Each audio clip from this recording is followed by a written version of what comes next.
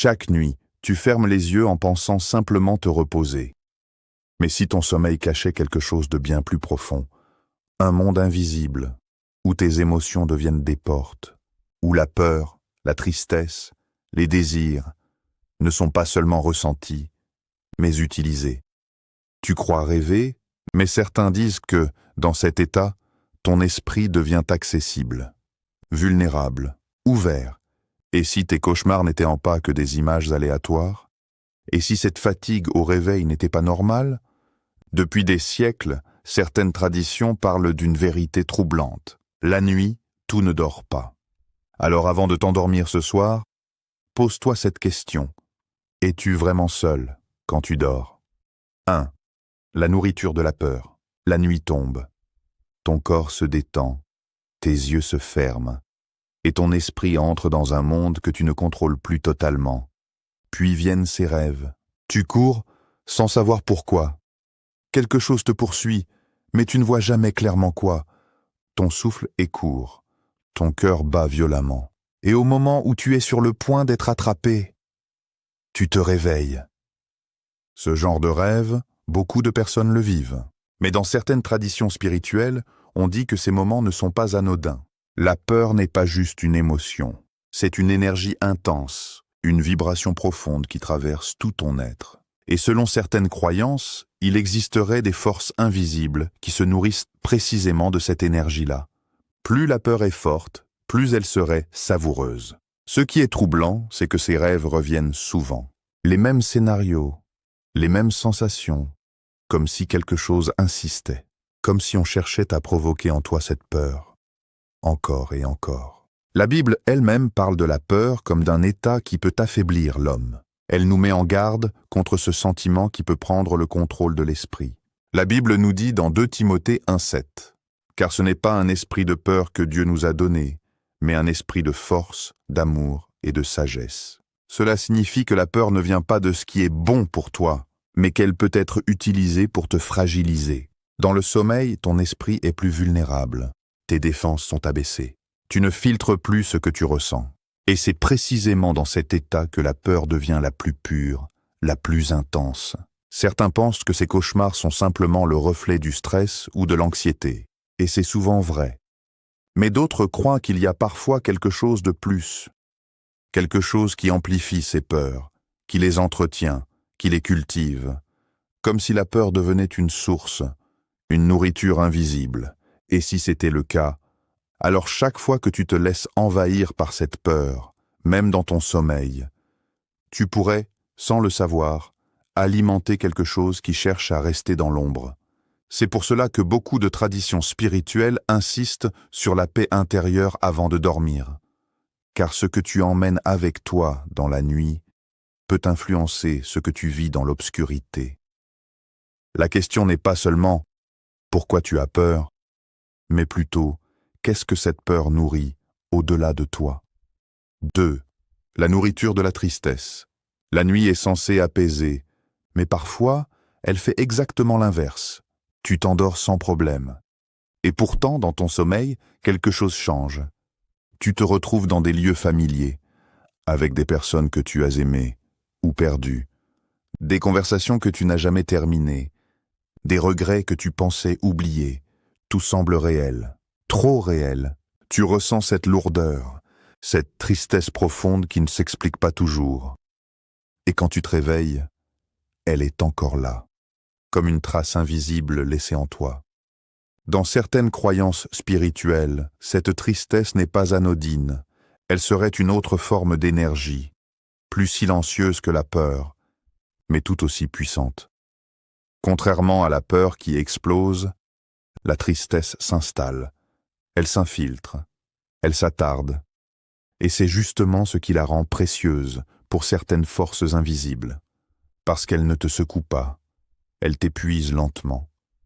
Ces rêves chargés d'émotions, où tu revis des pertes, des abandons, des échecs, peuvent agir comme des déclencheurs, comme si quelque chose venait appuyer sur des blessures déjà présentes, pour en extraire encore plus.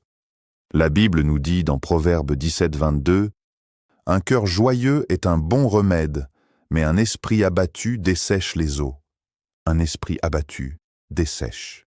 Cela ne détruit pas immédiatement, mais cela affaiblit, progressivement. Dans cet état, ton énergie diminue, ta motivation baisse, ton esprit devient plus lourd, moins résistant. Et si cette tristesse persistante, celle qui revient surtout la nuit, était entretenue volontairement, comme une source que l'on garde ouverte, pour continuer à s'en nourrir. Certaines personnes remarquent que ces rêves reviennent à des périodes précises, quand elles sont vulnérables, fatiguées ou émotionnellement fragiles, comme si quelque chose attendait ces moments pour agir plus facilement.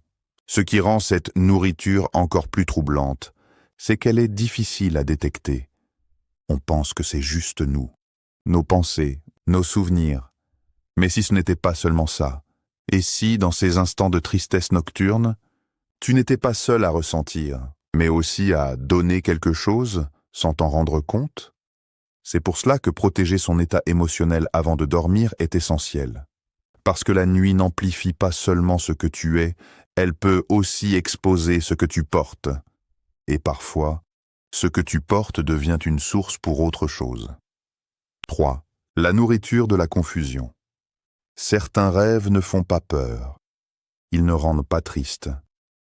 Mais ils te laissent, perdu.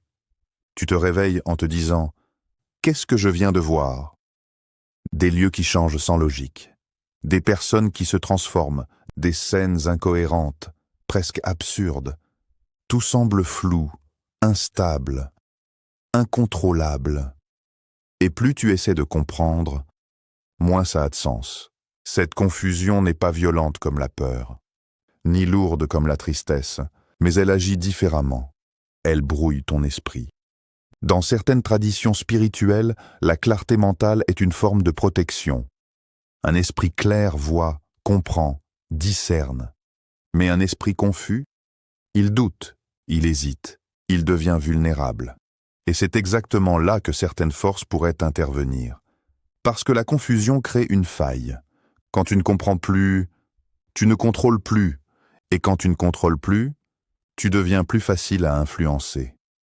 La Bible nous dit, dans 1 Corinthiens 14, 33, « Car Dieu n'est pas un Dieu de désordre, mais de paix. » Le désordre, la confusion, ne viennent pas de ce qui est stable et juste. Ils sont souvent associés à ce qui cherche à perturber. Dans les rêves, cette confusion est amplifiée.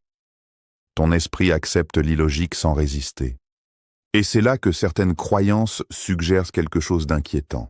La confusion pourrait être cultivée, comme si elle était provoquée, entretenue, répétée, pour affaiblir ta capacité à discerner, même en dehors du sommeil.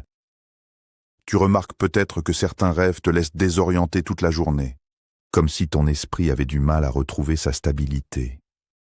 Ce n'est pas seulement un rêve étrange, c'est une sensation qui reste. Et si cette confusion n'était pas un simple hasard, mais une manière de troubler ton esprit, encore et encore, parce qu'un esprit confus ne se défend pas bien. Il ne distingue pas facilement le vrai du faux, le bien du mal, le réel de l'illusion. Et dans cet état, il devient plus facile de s'y installer sans être remarqué. C'est une nourriture subtile, invisible, mais redoutablement efficace, car elle ne te détruit pas directement. Elle t'empêche simplement de voir clairement. Et parfois, ne pas voir clairement est déjà une forme de perte. 4. La nourriture des désirs incontrôlés. La nuit ne fait pas que révéler tes peurs. Elle peut aussi réveiller tes désirs les plus profonds. Des rêves intenses, presque réels. Des situations séduisantes, attirantes, parfois même troublantes. Tout semble agréable sur le moment. Tu ressens du plaisir, de l'excitation, une forme de liberté totale. Comme si, pendant quelques instants, toutes les limites disparaissaient. Mais au réveil, quelque chose est différent. Ce plaisir laisse souvent place à un vide étrange, une sensation difficile à expliquer, comme si ce que tu avais vécu t'avait pris quelque chose, au lieu de te remplir. Dans certaines croyances spirituelles, ces rêves ne sont pas anodins. Ils seraient une autre forme de nourriture, basée non pas sur la peur ou la tristesse, mais sur le désir. Le désir est une force puissante. Il attire, il consomme, il peut même prendre le contrôle de la volonté. Et lorsqu'il devient incontrôlé, il ouvre des portes que tu ne vois pas forcément, mais qui influencent ton esprit bien au-delà du rêve. La Bible nous dit dans Jacques 1, 14, 15 « Mais chacun est tenté quand il est attiré et amorcé par sa propre convoitise. Puis la convoitise, lorsqu'elle a conçu, enfante le péché. Et le péché, étant consommé, produit la mort. » Ce passage montre que le désir, lorsqu'il n'est pas maîtrisé, peut devenir une chaîne, quelque chose qui commence subtilement, mais qui grandit. Dans le sommeil, ces désirs peuvent apparaître sans filtre, amplifiés, intensifiés, exagérés. Et c'est là que certaines traditions parlent d'une influence extérieure. Non pas forcément visible, mais présente. Comme si ces désirs étaient nourris, encouragés, pour devenir plus forts. Plus ils deviennent puissants, plus ils prennent de place dans ton esprit, même quand tu es éveillé. Tu peux commencer à y penser davantage, à les rechercher, à les reproduire. Et sans t'en rendre compte, ce qui était un simple rêve devient une influence réelle. Ce qui rend cette nourriture particulièrement dangereuse, c'est qu'elle est agréable. Contrairement à la peur ou à la tristesse, tu ne cherches pas forcément à la fuir. Tu peux même vouloir y retourner. Mais derrière cette apparence attirante, il peut y avoir un mécanisme bien plus profond.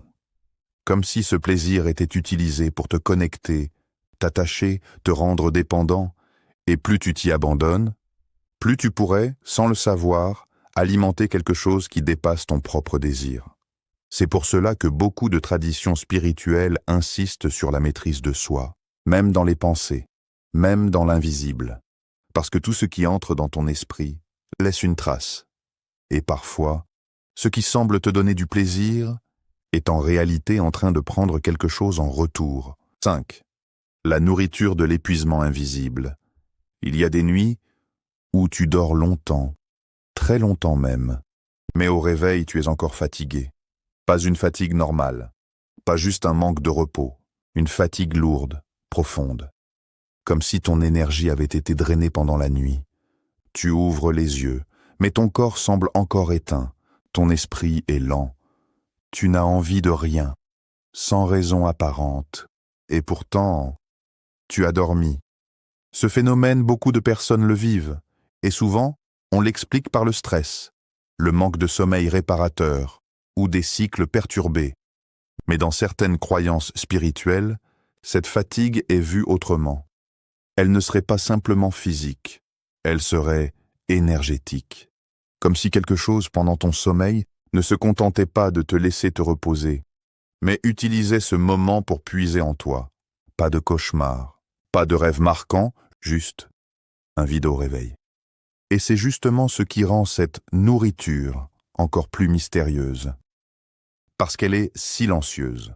La Bible nous dit dans Éphésiens 6,12 « Car nous n'avons pas à lutter contre la chair et le sang, mais contre les dominations, contre les autorités, contre les puissances de ce monde de ténèbres. » Ce verset rappelle que certaines luttes ne sont pas visibles, qu'elles ne se passent pas forcément dans le monde physique, mais dans quelque chose de plus profond.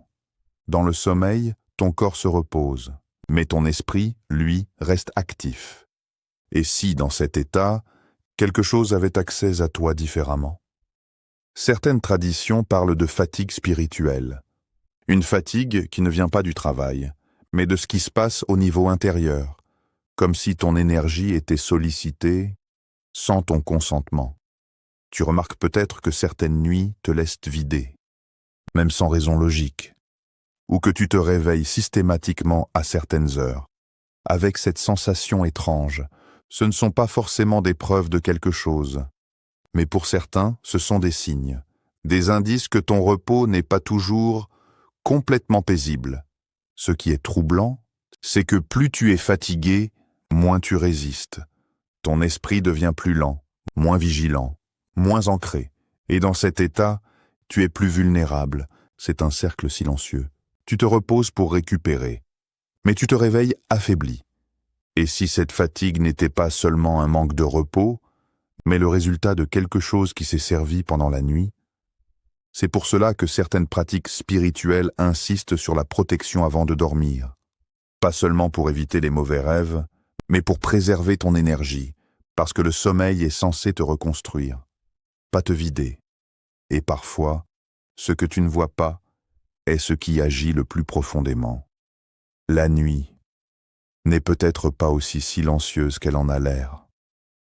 Pendant que ton corps repose, ton esprit traverse des territoires invisibles, fait de peur, de tristesse, de confusion, de désir, et parfois même d'un épuisement que tu ne comprends pas, que tu y vois une réalité spirituelle ou simplement des symboles puissants de ton monde intérieur, une chose reste certaine, ce que tu vis dans l'ombre de la nuit peut influencer la lumière de tes journées.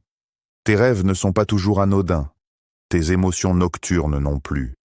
Alors la vraie question est peut-être celle-ci. Es-tu vraiment en train de te reposer ou quelque chose est-il en train de se nourrir de toi pendant que tu dors? Reste conscient, protège ton esprit et surtout, écoute ce que tes nuits essaient de te dire. Maintenant, dis-moi en commentaire, as-tu déjà fait un rêve étrange ou ressenti une fatigue inexpliquée au réveil? Lequel de ces points t'a le plus marqué? Je lis tous vos retours.